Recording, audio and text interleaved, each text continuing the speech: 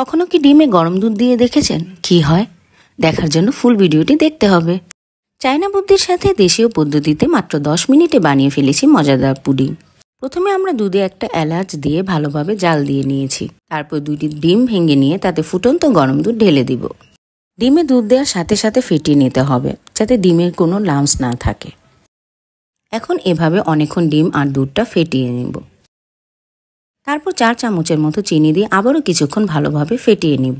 আপনারা আপনাদের টেস্ট অনুযায়ী চিনি অ্যাড করতে পারেন। এখন একটি পাত্রে স্ট্যান্ড বসিয়ে ফেটানোর পর উপরে যে এক্সট্রা ফেনা হয় সেটা এভাবে ফেলে দিতে হবে। তারপর 2 কাপ পানি দিয়ে ঢাকনা লাগিয়ে ওয়েট করব 10 মিনিটের মতো।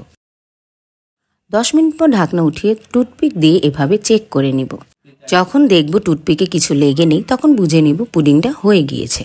ক্যারামেল তৈরির জন্য চুলায় প্যান বসিয়ে তাতে 3 চামচের মতো চিনি দিয়ে দিব। তারপর একটু নেড়ে শিরার মতো হলে দিয়ে দিব 1 চা চামচের মতো বাটার।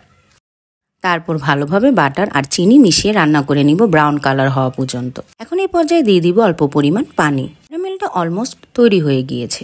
এখন পুডিংটা এভাবে কেটে নিব যাতে করে যে ক্যারামেলটা তৈরি করেছি ওইটা উপরে ঢাললে পুডিংয়ের ভেতর পর্যন্ত ঢুকে। এখন ক্যারামেলটা পুডিংয়ে এভাবে ঢেলে দিব। এই পুডিংটা তৈরি করতে যত কম সময় লাগে খেতেও কিন্তু অনেক মজা। তাই যখন পুডিং খেতে ইচ্ছে করে তখনই ঝটপট এই পুডিংটা তৈরি করে ফেলি। Thanks for watching hour video.